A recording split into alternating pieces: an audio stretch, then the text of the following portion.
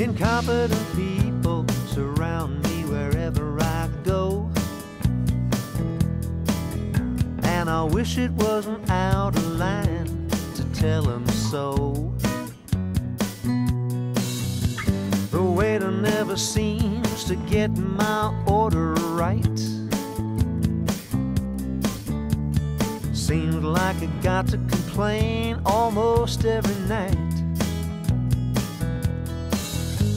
How much longer can I take this abuse? I try to be nice, but what's the use when I'm the only one that does anything right?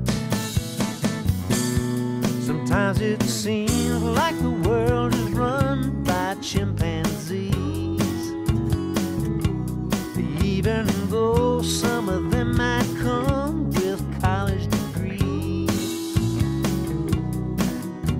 It's getting hard to separate the facts from fiction, but I think I can say with obvious conviction that in this old world, everybody's wrong but me.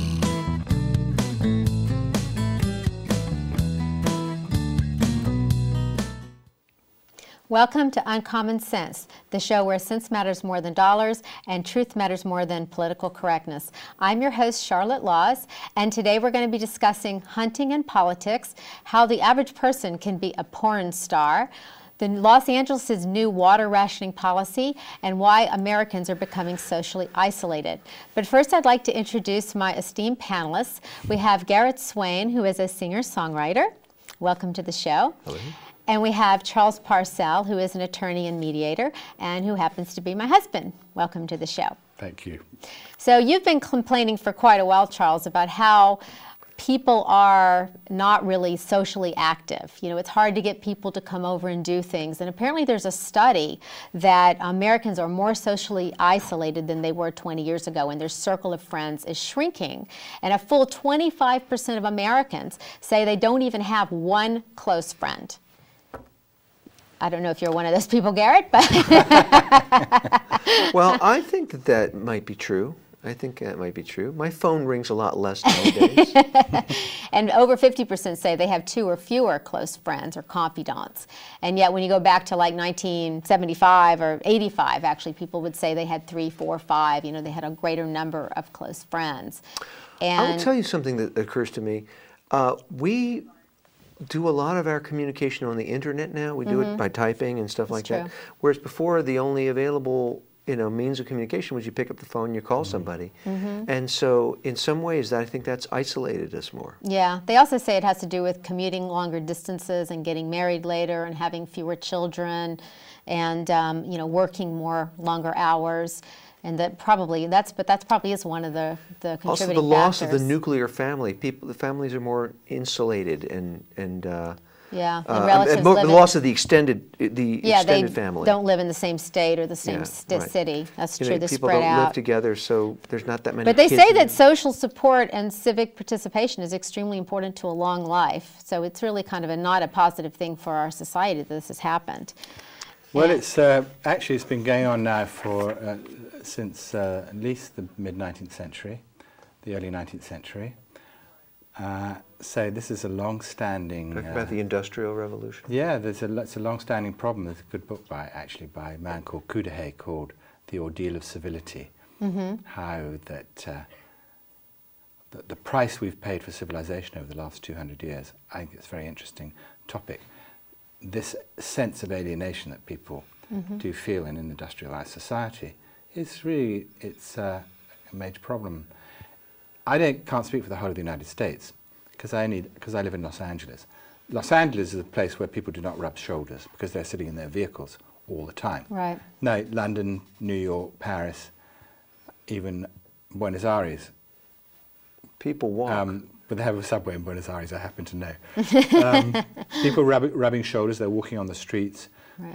There is more connection there than in a city like this where you have to go out of your way to make connections, you have to work at it. And now we see, 50 years ago no one would think of it, but now people are making connections, love connections on the internet. In fact, it's the way to do it. I know people who've found their partners on the internet. Right. And that's how it's done. Well, they say So- also that less educated and the less affluent have fewer connections, which surprised me because I would have thought that it would be the other way around. But it's really a problem when you have The less disasters. affluent have fewer social connections and less of a support group, and Than which the- is than bad the if you have a wealthy? situation like Katrina and you need someone to help you, to rescue you, and you need a place to stay for a couple months and someone to come and get you. You may not have those connections to do that. So, so my next question, next topic, Right. has to do, are you tired of being passed over as a porn star? Yes. I've never really had that problem. I've gone up for so many parts. It's been so long. Well, since I've in been- Canada, regular people can now be porn stars, and they're dedicating a channel with 50% is going to be just regular people content. And they're really, apparently right now in porn, it's what they watch are naked Americans, and they frankly are tired of looking at naked Americans, and they want to join in on it. They want some naked Canadians? They want naked Canadians, and they like the fact that it'll be local people that they might even run into at the supermarket. And so that's like the new thing there. It's a pay-per-view type of, or a paid channel that you can Is sign this some up sort of for. discrimination against Americans? It is, it Has is. it got anything to They're do? always discriminating against us. It's a quota. It's a quota system. It's like It's affirmative action for it's Canadians. affirmative action. And is it connected in any way? And I don't mean to be with obesity. Let's hope not. Although there's no evidence that suggests that people would prefer to watch thin people making love than tubby people. That's true. It is true, isn't it? Doesn't- I mean, I couldn't say it's false. Just because you're thin, but I have a bit of a belly on me. Well, so do I. I'm wearing a vest. You're both very thin. I'm So wearing. the- I'm wearing a girdle. I'd like to commend the Canadians. I think they're way out in front. Nothing like this is happening, as far as I know, in England. Now, let me make sure I understand what you're talking about. You're saying the porn industry in Canada is. Well, they're just dedicating a channel where regular people can show their stuff. 50% of the channel is going to be dedicated to just ordinary people being able As to do opposed their to, well, who, importing porno movies, and they're setting up this channel for it though. And right now Yeah. the porn industry comes from other countries in general. So I guess Maybe they have to pay too much for a regular porn star. I have no idea what it takes to be a porn star, or whether there's a lot of competition. this was actually Well, supposed to be a let really me know. short topic, just in case you guys are wondering. We're going to move on to water, which Water, okay. is a more interesting topic, I think. It's funny because the LA City Council recently passed a water conservation plan, which you probably think is a very boring topic, and you think it's not a controversial topic, which most people would agree with you. But I actually think it's highly controversial, and I have a huge problem with this. Well, But- I know I've always known, especially in an arid place like Los Angeles, that the politics of water is major. It really determines whether we can live here or not. They made a movie out of it, Chinatown. Chinatown, exactly. Well, they had the program, what it involves is has phase 1 through 5. And so we're currently in phase 1, but the politicians can implement the other phases whenever they decide they might want to, and the DWP can do that. And phase 1 is really not that prohibitive. You can't, put water onto hard surfaces. You can't water between 9 and 4 p.m. in the day. You're only supposed to have 10 minutes per station. You're supposed to fix leaks on your property. But as you move up to phase 2, 3, 4, 5, you're limited on the days that you can water your property. Phase 5 is no more water for landscaping whatsoever. Phase 4 is Monday. That's it. Monday is the only day. Did you think this might get a little boring, this topic? This is not boring at all. This is a very upsetting topic for me. Now, there's several reasons why this is upsetting to me. I'm going to tell you whether you want to hear it or not. So this is a speech about water. Well, I thought I want to hear what you have to think too, of course. Well, you resent not being able to water your lawn. Well, no, it's not just that. There are two aspects to it. One is, as a vegetarian saves quite a bit of water compared to a meat eater. So all the water that I use on my property, and including the consumption, is 23,100 gallons a year. But a meat eater, without watering any property or taking one shower, is consuming 500,000 gallons of water a year. One One That's person who right. eats meat So consumes because of the meat that I eat, Because of the meat that requires 500,000 gallons. Exactly, in order to raise the cattle and everything, the whole 500,000 process. gallons. So it's a ton of water. That is so a I think ton of it's like water. I'm living in a 450 square foot house in Beverly Hills, and everybody else has a 10,000 square foot mansion, and the city of LA says, "Oh, sorry, you can't put your lights on except one day a week." And I'm saying, "But my house is only 450 square feet." So it's like, too I bad. see. So you're recommending that the city make us an exemption. If you're a vegetarian, you're exempt. Well, I don't know how you would put that into place, but I think that would be a step in the agree right with direction. you. And the second Next thing topic. is, You're kidding. And this the is- vegetarian exception. and this is also a violation of the First Amendment rights, because We're moving on to another topic no, already. it's the same topic. Okay. Because my religion is, I'm a Jewish Jain, and Jainism, the principle of Jainism is non-injury to all living things, ahimsa, which means that, and I really do feel a duty to take care of the animals and plants, the bugs on my property. I'm really serious. I really feel that water is important, and I have to make sure that they have their water and that they are able to sustain their I lives. see. Okay, and so now- by the city of LA saying that you can't water, or you can only do it on Monday, or you can't do it at all. on the basis of religious. It's a religious precept, so therefore I think it's a First Amendment lawsuit. I think that'll fly with me. you I'm ready to move on to the next topic. You want the vegetarian exception and the Well, what do you Jain think? exception. Before I go on, yeah. I think that everyone here is choosing to live in an arid place. Water is a serious problem, and it's getting worse. Right. And I think the desire to have an English lawn, which is what it really boils down to, is simply ridiculous, especially as lawns are ecologically unsound. Well, what do you think of synthetic grass? That was the last thing on this topic that I was kind of curious your opinion. I've never I have seen no problem with synthetic other There's people. one in my neighborhood. Other Somebody just people put it may in. have synthetic Is grass. it AstroTurf? It looks better than AstroTurf, but it's. Well, you might as well just it's- concrete it over. Have synthetic grass if you want. But what I would prefer is natural vegetation, California vegetation, not an English lawn, which is ecologically, as I've said now, this is the second time, unsound. What we need is wildflowers, succulent plants. We need a place where bugs that are not crazy about water but can live in the natural environment can thrive. Your whole thesis is wrong. No, my thesis is right, but I am against synthetic grass because I also think that's obviously not good for the animals. We have little rabbits that come to our house, and there are little bugs that want to pop out in the grass. And but it's also not good. What do you think of synthetic rabbits? Environmentally, synthetic rabbits, I'm totally against. Why? But I am in favor of synthetic guests on my show. She loves bunny rabbits. She just doesn't want them in the cooking pot. No, Right. not in the cooking pot. I love my bunnies. I have little bunnies Yeah, that come to my bunnies, very house. nice. The whole Every idea- day I see my bunnies. Do you have any other topics, Charlotte? I do. Just kind of curious. Radiated vegetables.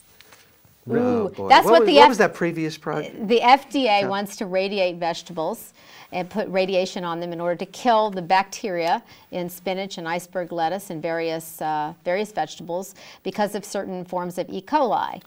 And Let's do it. well, I mean, actually, it takes out the nutrients. I Oh, mean, it right does. now they Let's radiate not do it a then. percentage of the meat. They radiate like 2% of the meat currently has been radiated since 2000. I feel very fortunate. We live in a really an affluent area, which is Los Angeles in general. You know, it's quite possible for us, with a little effort, to get organic food, and the evidence is in. It's clear. It's a unanimous verdict. Organic food is the way to go. Now, to deprive the food of still further nutrients in order to kill bugs, no, it's not the way to go. The better way to go is to reintroduce farming methods that are much safer than current farming methods.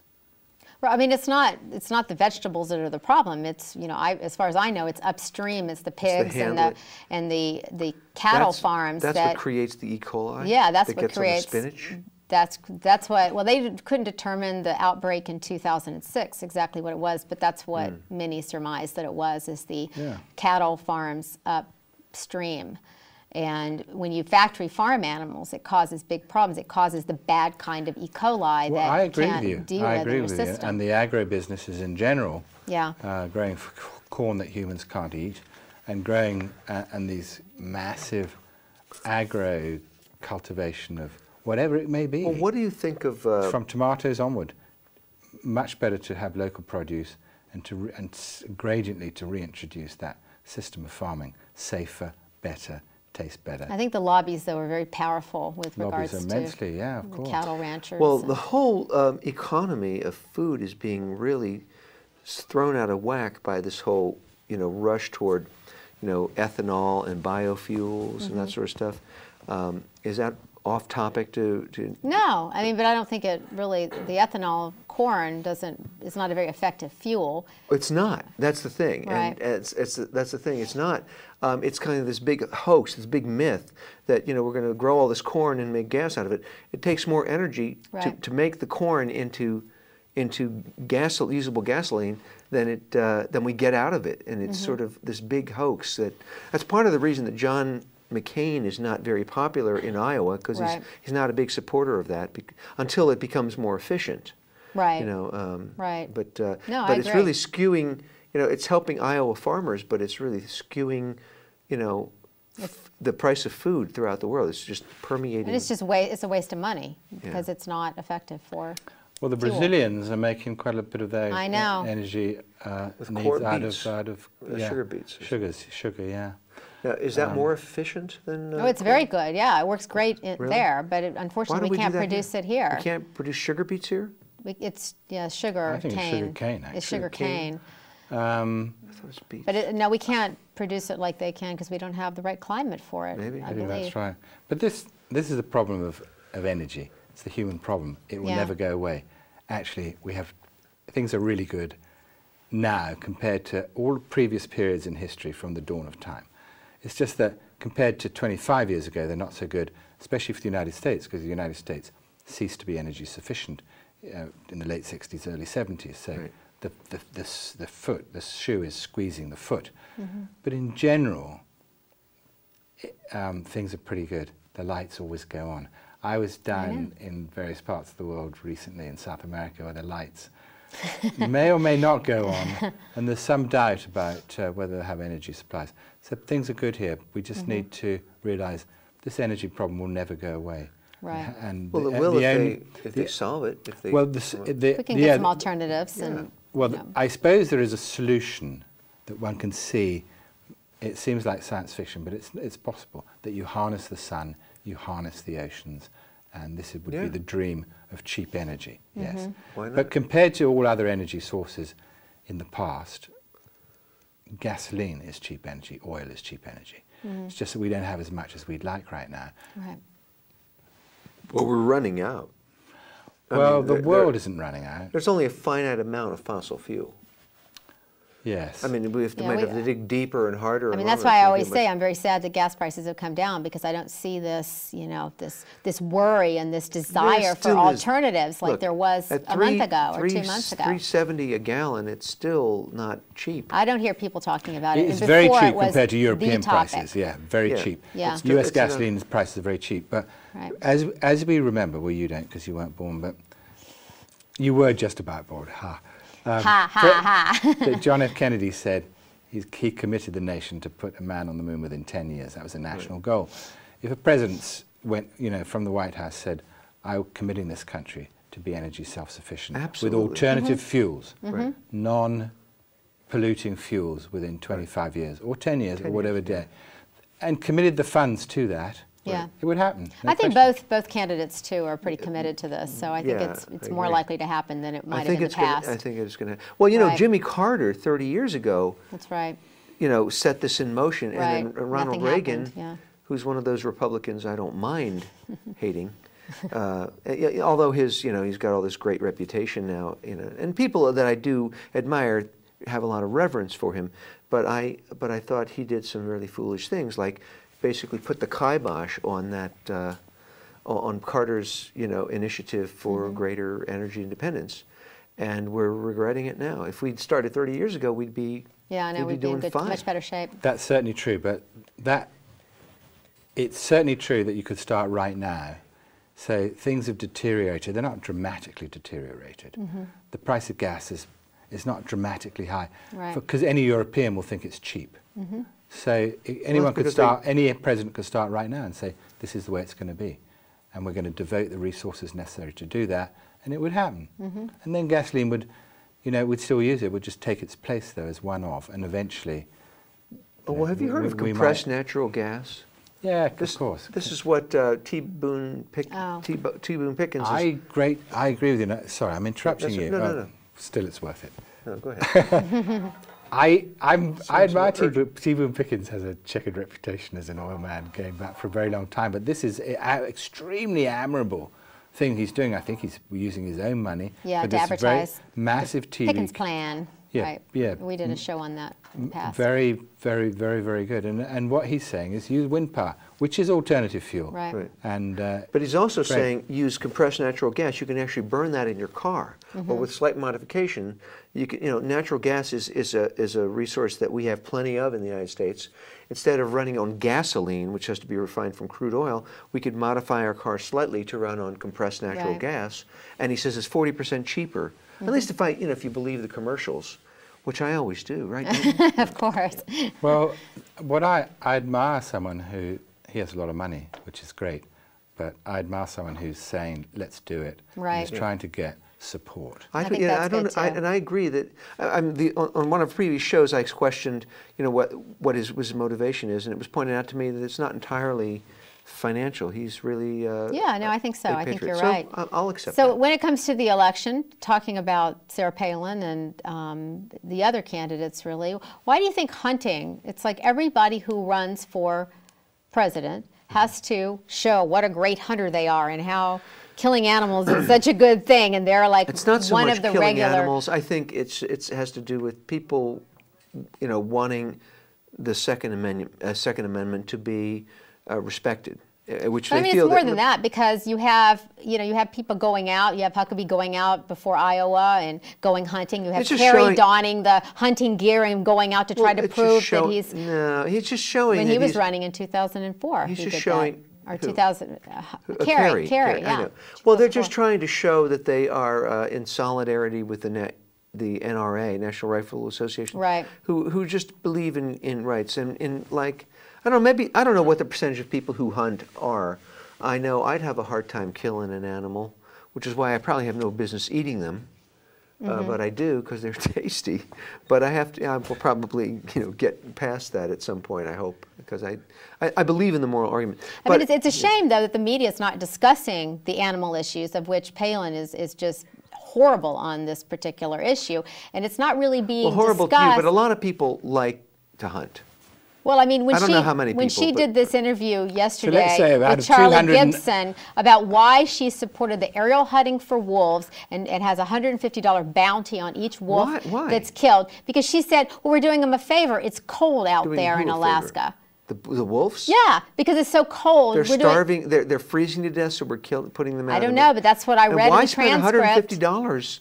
Why do you pay Because she's helping the trophy hunters who want to be able to have their prey to be able to hunt, and the wolves will eat the animals that they like to hunt. So therefore, she's doing it for trophy hunting. That's the reason why she's doing it. Oh, because there are too many wolves who are killing the animals that they like to hunt. They like to hunt. Well, I have to say I entirely agree with you that going up in a helicopter and shooting a wolf from the air has something really less than heroic about it. It's a grace, really. But it's not getting media coverage. I mean, they're talking about her pregnant daughter and all these other irrelevant topics. There is some media coverage. I've heard about it. All of us have heard about it spontaneously. Mostly from the internet, though, not from But as television. for Garret saying a lot of people like to hunt, there are 290 million people in this country. I'd be very surprised if more than a tiny, tiny, tiny fraction of those people actually hunt, because most people aren't in the position to do so.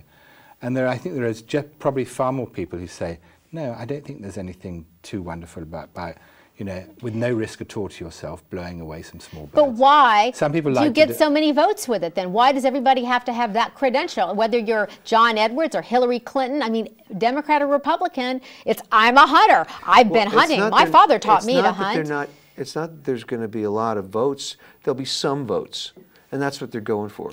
And they're figuring there's more, the votes they'll get by doing that will be more than the votes they alienate, like yourself. No, there are very few. No, since it's sort of it's a de rigueur thing to do. You say it's like the American thing. I'm a hunter, so you don't lose any votes. Elmer Fudd. You don't lose any votes by saying that, and you do make some votes. And if you don't say it, of questions are raised. As for, as for saying it's like a symbolic way of saying I support the Second Amendment, I don't buy that. I think you could stand there in front of a microphone and say, I support the Second Amendment. No, I agree. The Constitution of the United States. I don't really feel it's necessary now to go and blow something away in order to do so. However, so many people have said that and then turned around and enacted some piece of legislation that contradicts that people who sometimes McCain has actually gone against the NRA quite a bit, so they are kind of always been suspicious of him. Is that right? And in now what way? that he's picked Palin, well, he doesn't support. I mean, I guess he supports gun control to a certain degree, and he follows the Democrats on a lot of the NRA Well, I issues. sort of believe that guns should be registered. I mean, like they register cars. So people, you might as well know. Well, I don't have a problem with handguns because I believe in self-defense, and I think people should be able to defend themselves. But I have a problem with hunting them rifles because that's a murder weapon in my view. But you should register them. They should all be registered, and people who own them should be you can have them, but just like you can have a car, but you got to register your car and you have to have a license. That's not unreasonable. Well, I think you do have to have you have to register your gun. In the state of California, you certainly do. Yeah, you do. You do. Absolutely. Well, Some states, I think it's less. They don't allow you to have a gun. I mean, they don't allow you to carry. They have gun shows, and they don't allow you to carry.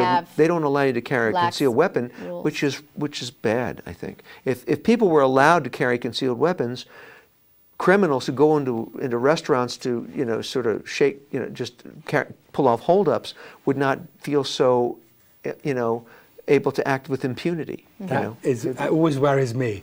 Whenever we go out, Charlotte, that some villain is going to come and hold up the restaurant. Well, it happened. I've only been here. It's true. He always wants to sit where he can see the door. He will never sit with his back to the door. Well, it happened to a friend of mine. Excuse me, I've only been here 28 years, so I know I'm kind of new to this country. You are new. But I've never seen a gun brandished, ever, except by a cop. Right. Well, this happened to a friend of mine. He was basically held up at gunpoint. And basically, they came into the restaurant and took everybody's wallet. I have to wrap it up, but I want to thank you both for joining me today. And I hope we brought some uncommon sense into your life. As you putter through your day, remember, everybody's wrong but me and him and him. See you next time.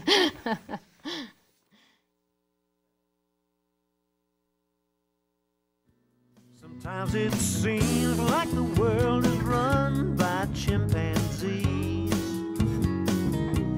Even though some of them might come with college degrees, it's getting hard to separate the facts from fiction. But I think I can say with obvious conviction that in this old world, everybody's wrong but me. Everybody's wrong to disagree with me. That really chaps my